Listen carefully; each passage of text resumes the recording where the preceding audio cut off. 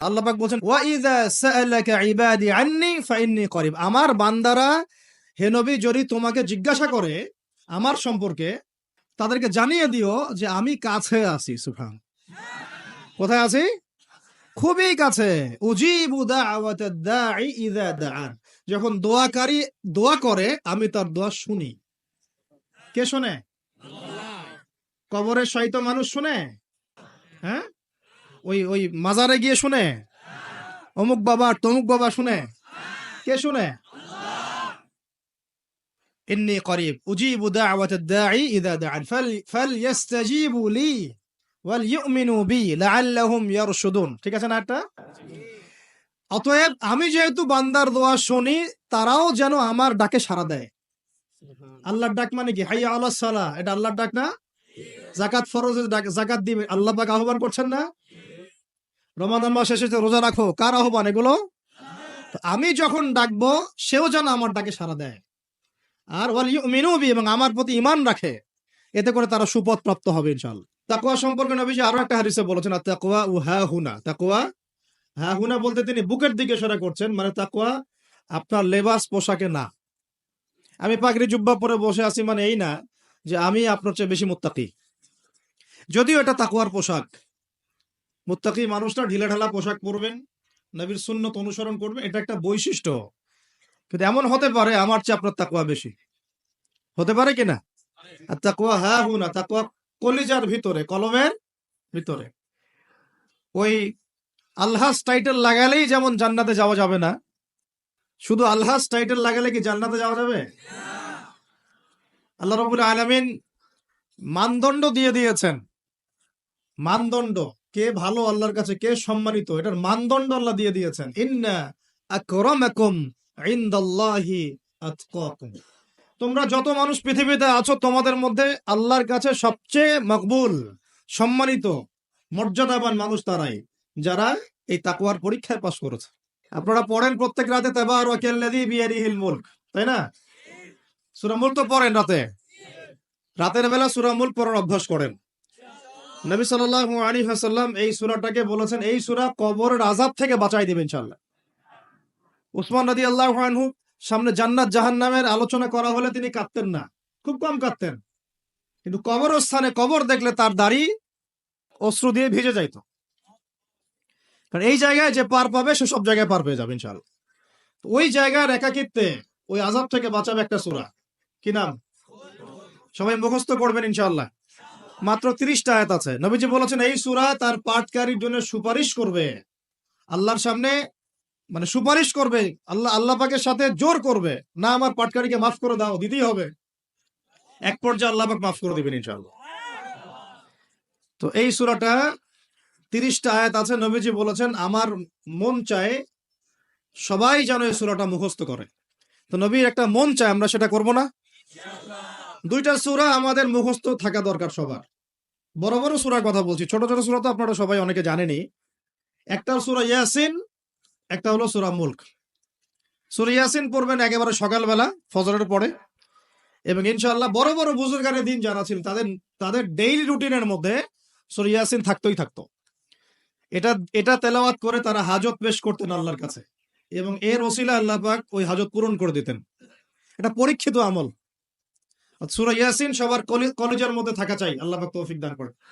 আর রাতের বেলা পড়বেন সূরা মুলক। কোন সূরা? যদি আরো পড়েন সূরা ওয়াকিয়া পড়বেন। অনেকে বলেন রিজিকের সমস্যা, রিজিকের সমস্যা দূর হওয়ার অন্যতম একটা আমল হচ্ছে সূরা ওয়াকিয়ার তেলাওয়াত। রাতের বেলা কোন সূরা? ইযা ওয়াকাআতিল ওয়াকিআ লাইসা লিওয়াকাআতিহা কাযিবা, এই সূরাটা তেলাওয়াত করবেন রাতের বেলা। আরো একটা সূরা আছে রাতে তেলাওয়াত করার জন্য, আলিফ লাম মিম সিজদা। আলিফ লাম মিম সিজদা, এটাও তেলাওয়াত করতে পারেন। তো যাই হোক, সূরা মুলকের প্রথম আয়াত আপনারা পাবেন তাবারাকাল্লাযী বিয়াদিহিল মুলকু ওয়া হুয়া আলা কুল্লি শাইইন কাদির। আমরা এটা পড়ি, শুধু খালি পড়ি, প্রত্যেক হরফে 10 নাকি হবে, এই জন্য পড়ি বেশিরভাগ মানুষ। কারণ বাংলাদেশের বেশিরভাগ মানুষ কোরআনের অর্থ জানে না। বাংলাদেশের 16 কোটি মুসলমানের আমার ধারণা 15 কোটি কোরআনের অর্থ জানে না। 1 কোটি মানুষ জানতে পারে যারা মাদ্রাসার সাথে সম্পৃক্ত আর কি। এই জন্য আমরা বলি যে যদি পাঠ্যপুস্তকে কোরআন শিক্ষাটা বাধ্যতামূলক থাকতো, তাহলে বাংলার 16 কোটি মানুষ কোরআনের অর্থ জানতো। এই কাজটা কি খারাপ হতো না ভালো হতো? 3 শ্রেণীর মানুষের দোয়া ফেরত দেওয়া হয় না, জানেন তো হাদিসটা। এক শ্রেণী হচ্ছে রোজাদার, আরেক শ্রেণী হচ্ছে মুসাফির, আরেক শ্রেণী ওই যে মাজলুমের দোয়া, এটা বিফলে যায় না। আরো এক শ্রেণী আছেন অন্য হাদিসে, পিতা মাতার দোয়া সন্তানদের জন্য, এটা আল্লাহ পাক ফেরত দেন না। আমরা যারা পিতা মাতা হয়েছি, সন্তানদের জন্য বেশি বেশি দোয়া করবেন, আল্লাহ পাক তৌফিক দান করেন। তাবারাকাল্লাযী, বরকতময় সেই সত্তা, মহা পবিত্র মহা বরকতময় সেই সত্তা। কোন সত্তা? বিয়াদিহিল মুলক, যার হাতে আছে সার্বভৌমত্ব। মুলক মানে কি? রাজত্ব, ক্ষমতা বা সার্বভৌমত্ব। রাজত্ব, ক্ষমতা বা সার্বভৌমত্ব, 3টা শব্দ বললাম। ডিকশনারিতে চেক করে দেখেন মূল শব্দের অর্থ কি। আবার বলতেছে তাবারাকাল্লাযী, বরকতময় সেই সত্তা, মানে কে? মহাবিশ্বের একমাত্র স্রষ্টা আল্লাহ রাব্বুল আলামিন। তিনি বরকতময়, বিয়াদিহিল মুলক, যার হাতে কি আছে? রাজত্ব অথবা ক্ষমতা অথবা সার্বভৌমত্ব, বা ইংরেজি দিয়ে বললে আমরা বলি সভরেন্টি। কি বলি? সভরেন্টি। ওয়া হুয়া আলা কুল্লি শাইইন কাদির, এবং আল্লাহ পাক সমস্ত বিষয়ের উপরে কি? কর্তৃত্বশীল, ক্ষমতাবান। এখন এই আয়াতটা মহাবিশ্বের সব গ্রহে প্রযোজ্য হচ্ছে, বাংলাদেশে আর বিশ্বে প্রযোজ্য হচ্ছে না। বুঝাচ্ছি কিভাবে? বলবেন যে এটা আবার কেমন কথা বলবেন, শুনেন বুঝাচ্ছি। মহাবিশ্বে 7 আসমান আছে না? এটা তো জানেন, 7টা আসমান আছে। তারপরে প্রত্যেক আসমানে অসংখ্য গ্রহ নক্ষত্র আছে, গ্যালাক্সি আছে, ছায়াপথ আছে। তারপরে একটা গ্যালাক্সির মধ্যে অনেকগুলো সৌরজগৎ আছে। ওই একটা গ্যালাক্সির অসংখ্য সৌরজগতের কোনো একটা সৌরজগতের বাসিন্দা হচ্ছে আমরা। ওই সৌরজগতের মধ্যে এই যে আমাদের 10টা 12টা গ্রহ আছে, সেই গ্রহের কোনো একটা গ্রহের, কোনো একটা দেশের, কোনো একটা কি জেলার, কোন একটা শহরের কোন একটা মাঠে বসে আপনি এখন এই বয়ান শুনতেছেন। কথা বুঝতে পারতেছেন?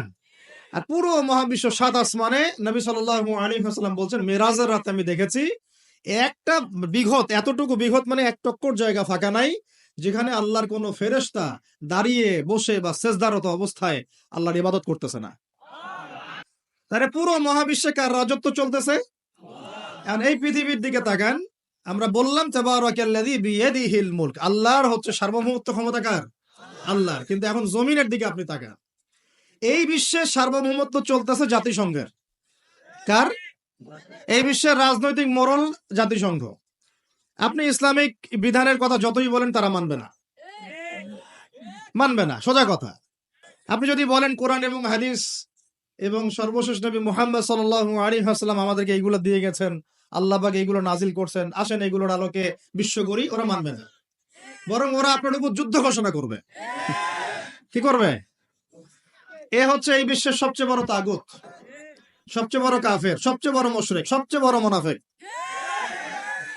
ও যদি বলে যে কোরআন বাদ দিতে হবে, আমার মাথায় যে বুঝ আসে ওই বুঝ অনুযায়ী চলবো, তাহলে সারা বিশ্ব বলবে হ্যাঁ এটাই ঠিক। নাউজুবিল্লাহ।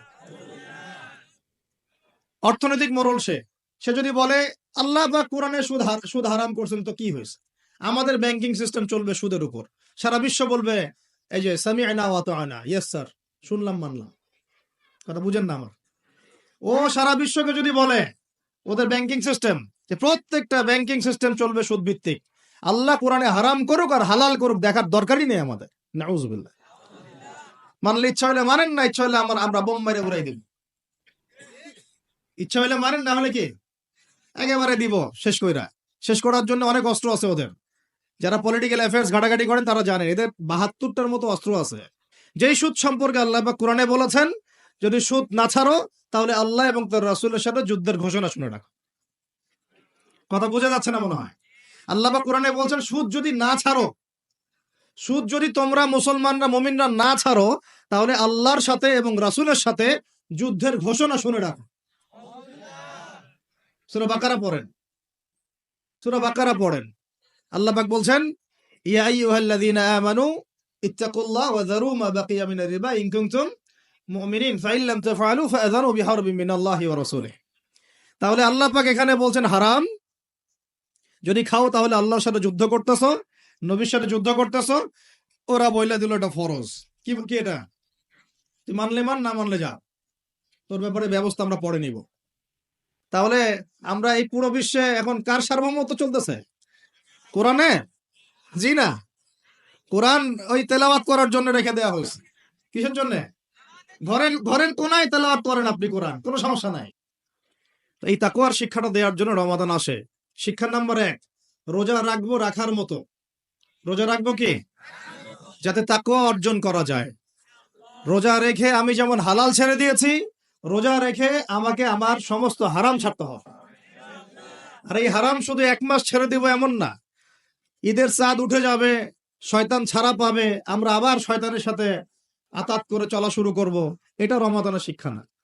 ওই শিক্ষাটাকে সারা বছর ধরে রাখতে হবে, এটা হলো রমাদানের শিক্ষা। আপনারা খেয়াল করে দেখবেন, রমাদান মাসে অনেকে পরহেজগার হয়ে যায়, ঈদের চাঁদ ওঠার সাথে সাথেই আমরা আবার শয়তানের দাসত্ব শুরু করি। ঈদের দিন চাঁদ রাত বলে আমরা একটা কথা বলি না, ওই রাত্রেই প্রমাণ হয় যে শয়তান ছাড়া পাইছে। যেভাবে ধুম ধারাক্কা গান বাজনার, বেলাল্লাপনার, পিকনিক টিকনিক এগুলো হয়, বোঝা যায় শয়তান এতদিন বন্দি ছিল 1 মাস, এখন ছাড়া পাইছে। তো 1 নাম্বার নসিহত, রোজা রাখতে হবে রাখার মতো, যে রোজা আমাকে তাকওয়ার শিক্ষা দিবে। আল্লাহ পাক আমাদেরকে এইভাবে রোজা রাখার তৌফিক দান করুন। 2 নাম্বার, আল্লাহ পাক তার আগে একটা কথা বলে নেই, এটা পরে ভুলে যাবো আর কি। এই যে শুনলেন কুতিবা আলাইকুমুস সিয়াম, কুতিবা আলাইকুমুস সিয়াম, শুনছেন? অনেকে তো জানে, এখানে তালেব ইলম অনেকে আছেন, ওলামায়ে কেরামও আছেন, তাদেরকে ওয়াজ করার কিছু নাই আমার, আমি সাধারণ মানুষের জন্য বলছি। কুতিবা আলাইকুমুস সিয়ামের আগেও 2টা কথা আছে এই কিতাবে। সূরা বাকারার আয়াত বলছি, সূরা বাকারার মধ্যে কুতিবা আলাইকুমুস সিয়ামের আগেও কুতিবা আলাইকুম দিয়ে আরো 2টা কথা আছে। ঠিক আছে? এটা তো বুঝলেন, কুতিবা আলাইকুমুস সিয়াম, সিয়াম ফরজ করা হয়েছে। ঠিক একটু আগে যাবেন, 2-1 পৃষ্ঠা আগে গিয়ে দেখবেন আল্লাহ পাক আয়াত নাজিল করেছেন, কুতিবা আলাইকুমুল কিসাস, তোমাদের উপরে কিসাসকেও ফরজ করা হয়েছে। কি ফরজ করা হয়েছে? ওই যে কুতিবা আলাইকুমুস সিয়াম তো বুঝলো, এটা রোজা রাখতেছে 1 মাস, তো কুতিবা আলাইকুমুল কিসাস বুঝে না। কুতিবা আলাইকুমুল কিসাস আর কুতিবা আলাইকুমুস সিয়াম একই মিজানে না? ভাইরা বুঝতে পারতেছেন তো আপনারা? একই মিজানে, একই ওজনে না? তো কুতিবা আলাইকুমুল কিসাস, তোমাদের উপরে কিসাসকেও ফরজ করা হয়েছে।